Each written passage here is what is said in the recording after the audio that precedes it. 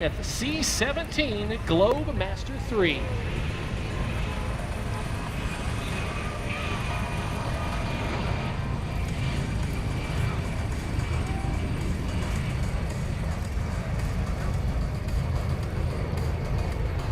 On behalf of the United States Air Force, it is my pleasure to present to you America's newest airlifter. It's the C-17 Globemaster III. Today's demonstration commanded by that of Captain Andrew Butler, Major Joel Courtwright, along with Captain Emily Taminsky. The loadmasters on board are Staff Sergeant John Yisis and Staff Sergeant Andrew Chatfield. This highly experienced crew has a combined total of over 12,000 flying hours in a variety of U.S. Air Force aircraft. The aircrew will now perform a high-speed pass, with the aircraft capable of accelerating to over 350 miles per hour. This pass will demonstrate the extremely powerful engines of this magnificent jet. Notice just how quiet the C-17 is as it passes show center. This gives its operators a tactical advantage while flying low over hostile territory and allows for more suitable operations at airfields near heavily populated cities. Look now to the left for the aircraft the size of a hotel for the C-17 and the high-speed pass.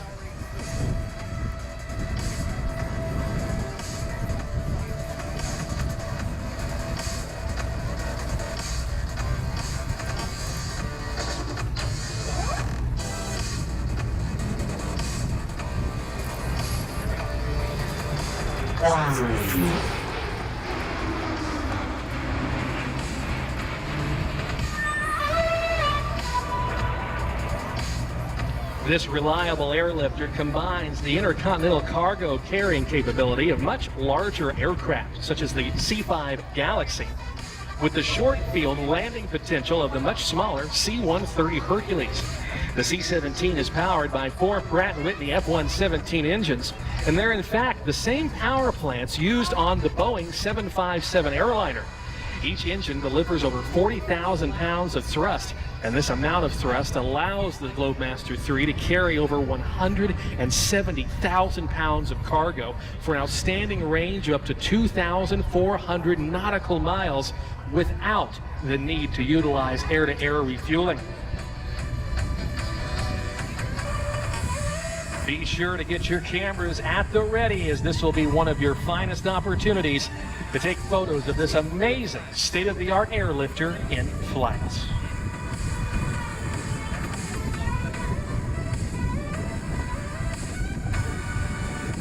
From the right, at just 120 miles an hour, the C-17 and the slow speed pass. Ow, she's a pretty. Ow. She's mighty, just letting it all hang out. Ow, she's a pretty. Ow. I like lady stack, that's a fact. Ain't holding nothing back. Ow, she's a pretty. House. Well, put together, everybody knows this is how the story goes. I shake it down, shake it down now. I shake it down, shake it down now. I shake it down, shake it down now. I shake it down, shake it down. Some 14 tires on board the C-17 Globemaster III. I shake it down, shake it down. Coming by for the slow speed pass. Break! House. Yeah, she's mighty. I just letting it all hang out. Break! House. Yeah, she's the one, the only one, built like an Amazon. Yeah. Shake it down, shake it down, shake it down now. Shake it down, shake it down, shake it down now. Shake it down, shake it. The Globemaster III will now maneuver for a circle over the airfield, showcasing its ability to fly at slow speeds and demonstrate its advanced aerodynamics in action. This aircraft utilizes a quadruple redundant fly-by-wire system for the operation of its flight controls. This, combined with 4 separate flight control computers, are each capable of controlling the entire system independently. The system is designed to optimize the capabilities of the C-17, yet maintain enough redundancy to protect it against a wide variety of failure conditions. Another feature of this amazing flight control system is the aircraft can also be flown entirely in mechanical backup mode, further safeguarding against abnormal situations. As the aircraft positions again from our left, notice the upturned wingtips known as winglets. They decrease aerodynamic drag and increase fuel economy. To give you a better idea of this aircraft's overall size, those winglets are nearly 9 feet tall, the tail standing in at 5 stories.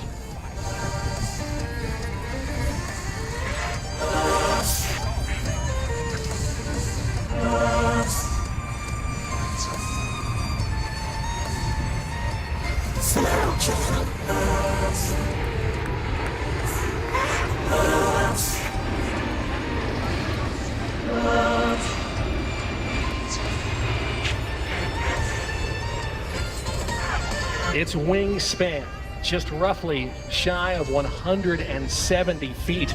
And to put that further into perspective for you, the first flight of the Wright brothers back in 1903 took place over the course of 12 seconds. That Wright flyer in that initial flight made a distance of 120 feet. That means the first flight could have taken upon the wingspan of the C-17.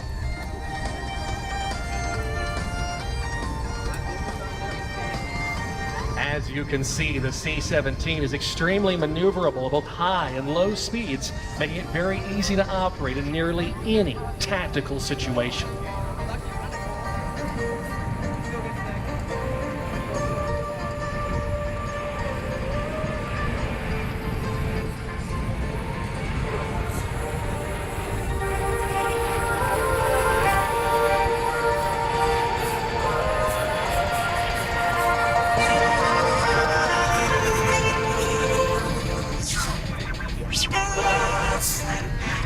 This aircraft can fly anywhere in the world non-stop using its air-to-air refueling capability.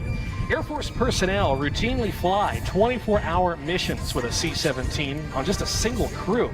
The most basic crew required to operate the C-17 is merely 2 pilots and 1 loadmaster.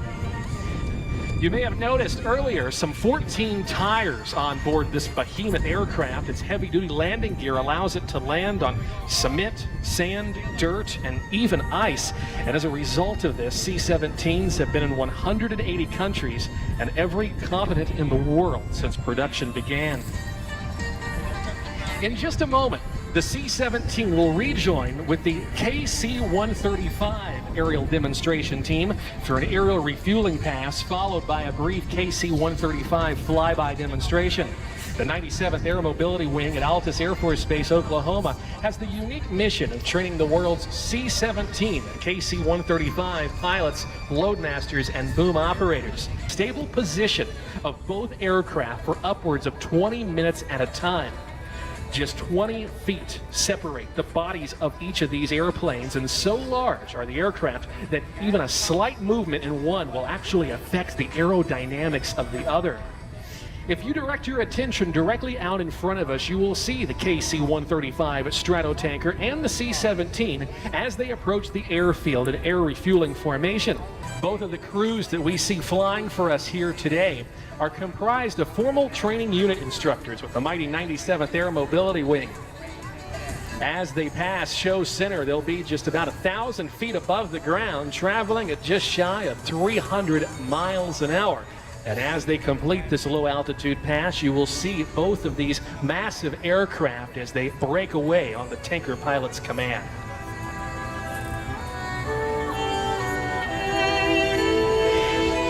At the rear of the aircraft of the KC-135, you will see the boom extended, the device that allows fuel to be transferred at a staggering rate. In the back portion of the KC-135 is known as the boom pod, and in that pod today is Technical Sergeant Alex Esquivel. He is the boom operator, and laying on his stomach, he will actually work a series of hand controls to fly the boom that in fact has its own set of wings on it to work its way into the receptacle of the receiving aircraft.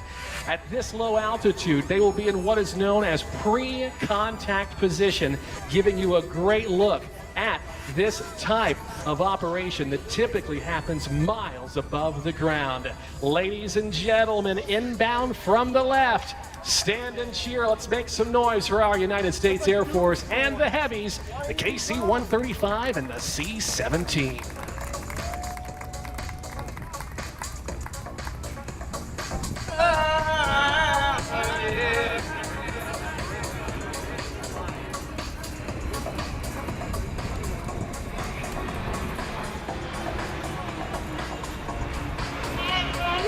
And there's the break. A big round of applause for Air Education and Training Command and our United States Air Force.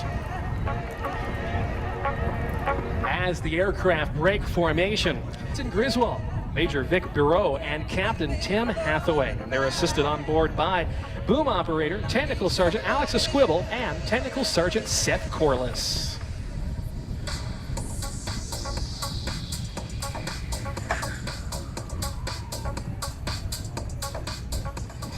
The KC-135 has been serving in our military for well over 60 years, first entering service back in 1965. It has proudly served in every major Air Force operation since the Vietnam War. A skilled boom operator can in fact offload enough fuel in 1 minute to provide a single car with a year's supply of gas. And with its capability and this type of capacity, the Stratotanker would be able to fuel over 1,800 cars. The flow rate for the transfer of that fuel is a whole lot more than what your typical gas station pump could do in about 24 hours. It can accomplish in 1.5 minutes. The tanker is now repositioning for a low-speed pass down our show line, and take a look at its low-hanging engines, which on landing provide only about 18 inches of clearance from the ground. This landing demonstration is performed to show student pilots the proper landing picture for a safe touchdown. The Stratotanker limited to just 4 degrees angle of bank, making it a very challenging aircraft to land in windy conditions. Clean in a dirty dress. A promise is a promise kept in check. Heart that crosses a heart that beats its fist. Take a good hard look for the very last time. The very last one in a very long line. Only took a second to say goodbye. Been a pleasure, but the pleasure's been mine, all mine. Never mind, there's nothing I can do. As the KC-135 works its way to our left, we direct our attention back to the right, as Captain Butler will demonstrate the very short landing distance of the Globemaster III using just over 1,000 feet of runway. Upon touchdown, the air crew will select into reverse thrust, and you will see the C-17 as it backs up under its own power.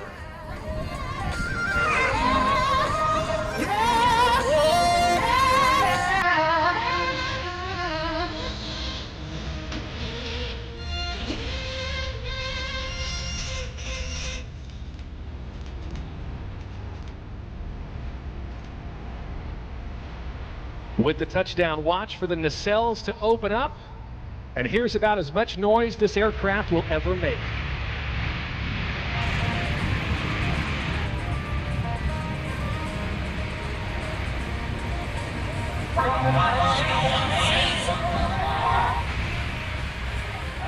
All of the maneuvers that you have seen here today are examples of those flown by the U.S. Air Force's operational air crews on a regular basis as they provide the highly responsive and flexible airlift capability for the United States and our allies.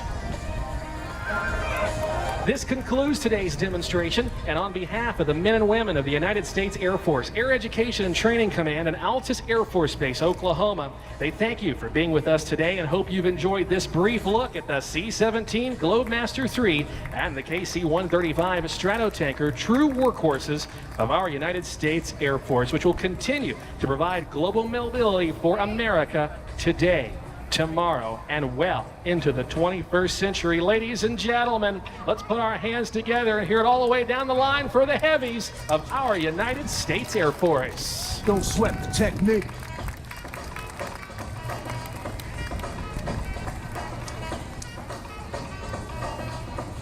Don't sweat the technique.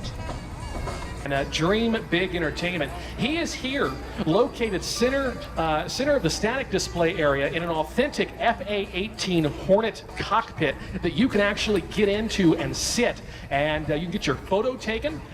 You can actually get adorned in some official, like a flight gear and a helmet as well. It makes for a great photo opportunity, a great take-home memento.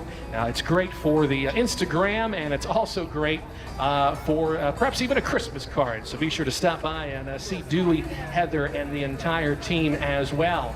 Well, right now, ladies and gentlemen, we are about to make things fast and furious, as on the takeoff roll is another one of those high-performance aerobatic aircraft. This, the MXSRH.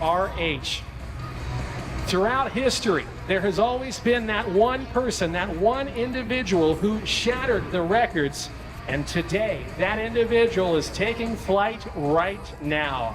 He has been cleared into the box as he quickly accelerates towards show center from our right. On behalf of Bremont Watches, MX Aircraft, Champion Aerospace, MGL Avionics, Sling Pilot Academy, Full Stop Aviation, Tubro Aviation, and Titan Aviation Fuels, it is my pleasure to present to you your 6-time World Aerobatic Champion and your reigning 13-time National Aerobatic Champion.